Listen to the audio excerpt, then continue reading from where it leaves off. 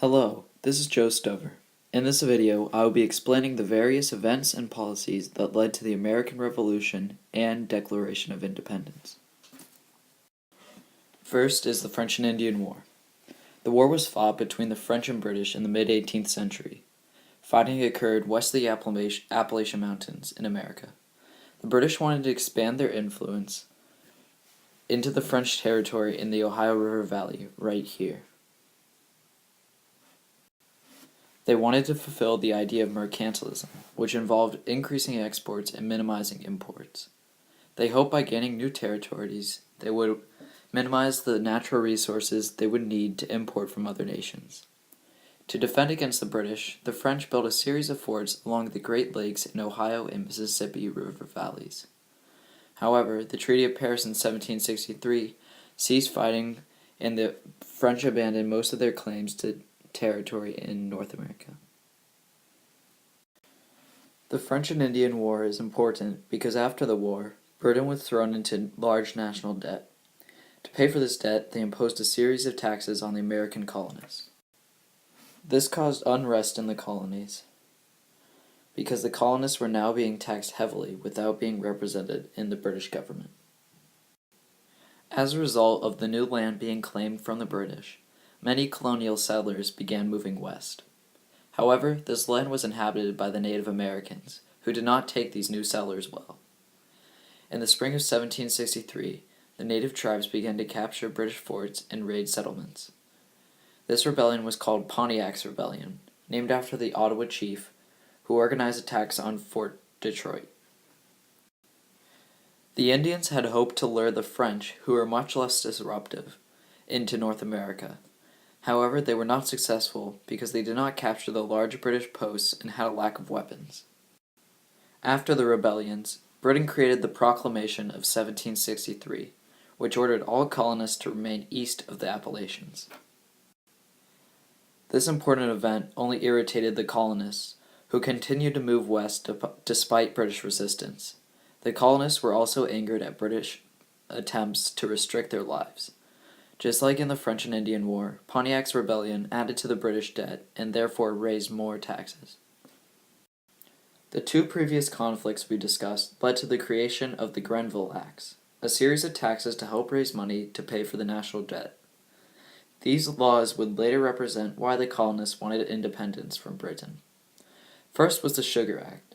This actually lowered the price on sugar, but also created courts and customs officials to persecute smugglers. The Quartering Act, which was created in 1765, forced colonists to provide housing and supplies for British officers. The most anger-inducing act, however, was the Stamp Act. This forced a tax on all paper goods, including newspapers, books, court documents, contracts, and land deeds. Protests ensued that Britain had no right to tax the colonists without representation in Parliament. The colonists protested, boycotted, and used violence to resist the tax. There was one major group who worked together to resist the Stamp Act, the Sons and Daughters of Liberty. The groups directly boycotted the goods that were being taxed and were led by Samuel Adams. They also used violence, shown in the August 1765, when they destroyed that office and house of a tax collector. This kind of destructiveness was not rare, however. Sometimes the colonists would pour hot tar and feathers onto tax collectors. The female counterpart of the Sons of Liberty were called the Daughters of Liberty, led by Sarah Bradley Fulton. They were arguably just as important as the Sons of Liberty. They created homespun clothes and gave up certain British imported goods, such as tea. The Sons and Daughters of Liberty created an organized and united group that helped to protest against the British taxes. After seeing that a direct tax on goods did not work, Britain created the Townshend Acts in 1767. This was an indirect tax on everyday items such as glass, lead, paper, paint, and tea.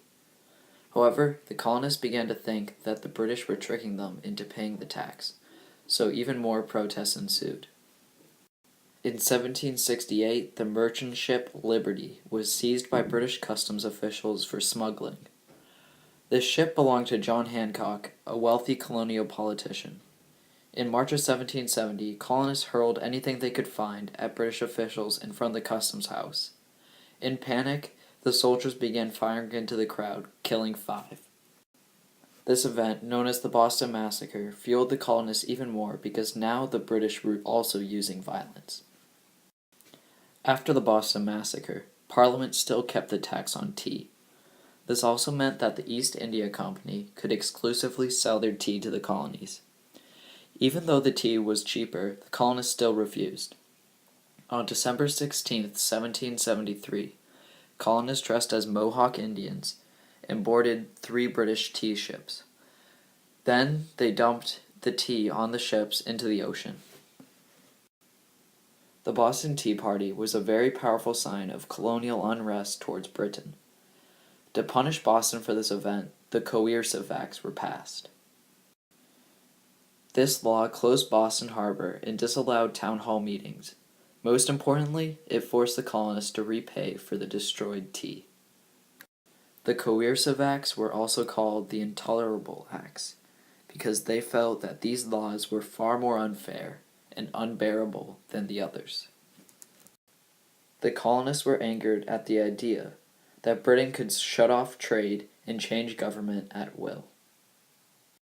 As a result, riots broke out in rural Massachusetts.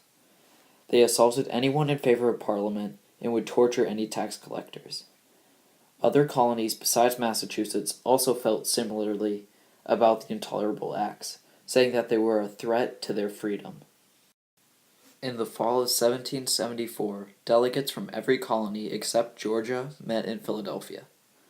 The meeting, called the First Continental Congress, was created to establish a boycott on British imports. This boycott created unity throughout the colonies because common people such as shopkeepers, artisans, and farmers could join the elite in becoming politically active. On September 9, 1774, the Suffolk Resolves were made, which officially created the boycott until the Intolerable Acts were repealed.